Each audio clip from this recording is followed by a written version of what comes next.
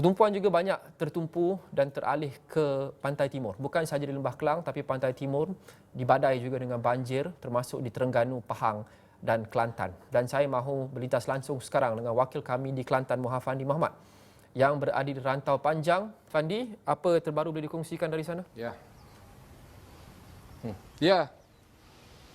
Baik, terima kasih Lokman yang berada di Kuala Lumpur. Saya kira suasana situasi di Kuala Lumpur dan juga Selangor jauh lebih kritikal berbanding di Kelantan ini.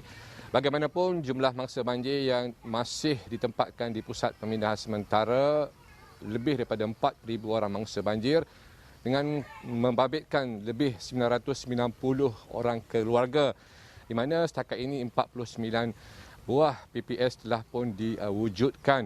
Dan masih lagi daerah Gua Musa yang mencatatkan jumlah mangsa banjir yang tertinggi ditempatkan di pusat pemindahan sementara. Namun begitu, aliran sungai utama di Kelantan, 5 sungai utama masih lagi mencatatkan bacaan paras bahaya. Namun, trend air sungai pada masa kini tertumpu ke arah kawasan Tanah Merah, Jeli dan juga Rantau Panjang. Dan di Rantau Panjang ini, di tempat saya berdiri ini, di kawasan Rantau Panjang, air Sungai Golok sudah mulai melimpah dengan bacaan Sungai Golok di Rantau Panjang ini telah pun mencatatkan bacaan paras bahaya, di mana jumlah mangsa banjir yang mula ditempatkan di pusat pemindahan sementara ini kian bertambah daripada angka 177 orang pada sebelah tengah hari, kini meningkat.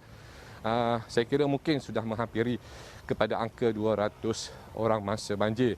Dan dalam soal banjir dan juga bencana alam ini, tiada tempat untuk kita bergantung selain daripada pihak berkuasa untuk meminta bantuan sama ada untuk operasi pemindahan, untuk membawa kita keluar daripada kawasan yang terperangkap dengan banjir. Dalam soal aspek kerohanian juga perlu diberikan perhatian. Dan sebagai umat Islam sudah pasti golongan agamawan termasuk juga timbalan menteri di Jabatan Perdana Menteri memohon supaya rakyat Malaysia khususnya yang beragama Islam bermunajat dan juga memohon pertolongan daripada Allah. Jadi kita dengarkan apa yang dititipkan oleh Datuk Ahmad Marzuk. Dan yang paling penting sebagai orang Muslim ini kita kena banyak berdoa kepada Allah Ta'ala. Dan kita jangan menganggap ini sebagai satu pesta. Kita kena jaga keselamatan supaya tidak menjadikan banjir ini sebagai satu pesta yang mengembirakan. Ini adalah satu perkara yang perlu kita fahami supaya tidak berlakunya kemalangan jiwa. Walaupun menjadi kegairahan sebahagian daripada masyarakat kita ni suka tengok air dan suka mengarung air banjir. Kerajaan sudah pun menetapkan beberapa SOP supaya tidak sewenang-wenangnya kita meredah air banjir, sebab kita tak tahu apa yang ada. Kalau jenis kayu ke bahaya-bahaya itu kita nampak, tapi renjatan elektrik kita tak nampak. Jadi nasihat saya kepada semua rakyat kita berdepan dengan musibah ini, pertamanya jangan lupa untuk terus bertawakal, bergantung kepada Allah. Yang keduanya ikut peraturan dan arahan pihak berkuasa.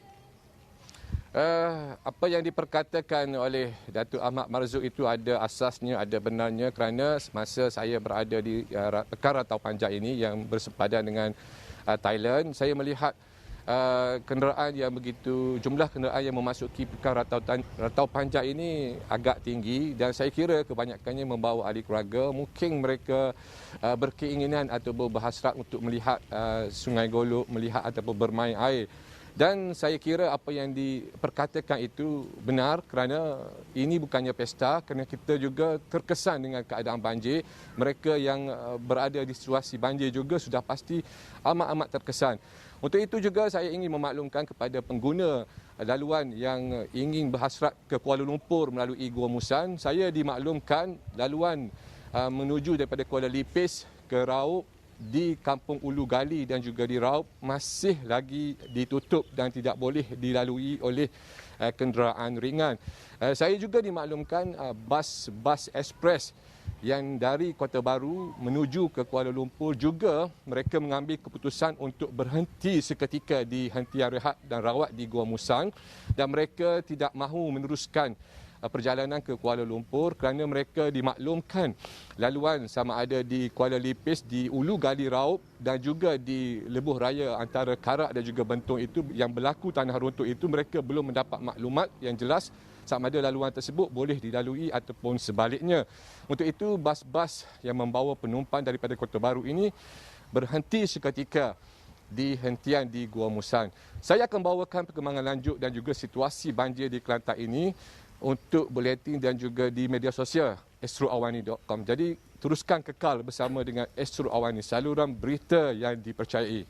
Ya, Fandi, sebelum itu bagaimana dengan situasi di Gua Musang? Kerana difahamkan Gua Musang juga menempatkan ramai orang asli yang berada di kawasan itu dan mungkin cabaran untuk menyampaikan bantuan kepada mereka itu lebih besar kerana faktor logistik, lokasi, jalan dan sebagainya. Difahamkan Gua Musang, orang asli di Gua Musang kini bersedia untuk menghadapi kemungkinan banjir lumpur. Mereka bukan sahaja berdepan hujan lebat dan banjir seperti penduduk di Lembah Kelang, tapi ada beberapa mungkin tragedi berganda, banjir lumpur, cerun, tanah runtuh dan sebagainya.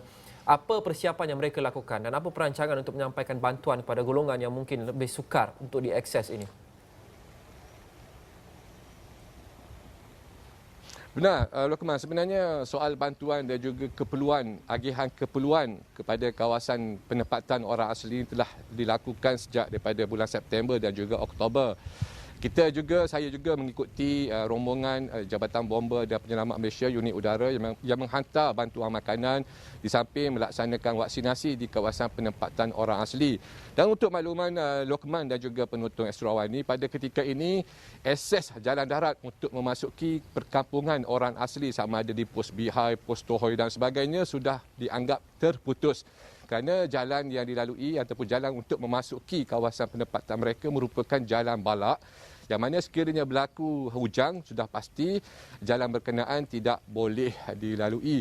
Namun begitu, pihak berkuasa khususnya Jabatan Hal Ehwal orang asli ataupun JAKUA ini sentiasa memantau dan juga memerhati perkembangan dari semasa ke semasa mengenai tahap kesihatan, tahap keperluan barangan yang diperlukan oleh masyarakat orang asli. Saya kira mungkin tidak timbul masalah kerana bukan sahaja pihak agensi kerajaan pusat, sebaliknya ketua kampung, wakil rakyat yang berada di kawasan mereka juga ataupun ketua komuniti masyarakat orang asli juga sentiasa berhubung dengan ketua masyarakat dan juga agensi berkuasa di sebelah pekan Gua Musang itu. Jadi saya kira mungkin mereka tidak menghadapi masalah.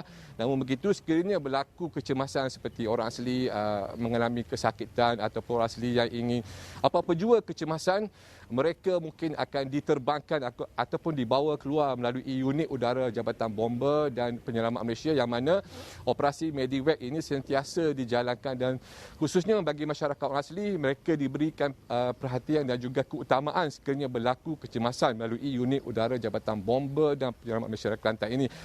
Jabatan Bomba dan Penyelamat Malaysia itu. Jadi saya kira tidak timbul soal masyarakat orang asli walaupun mereka merupakan komuniti yang mungkin perlu diberi perhatian.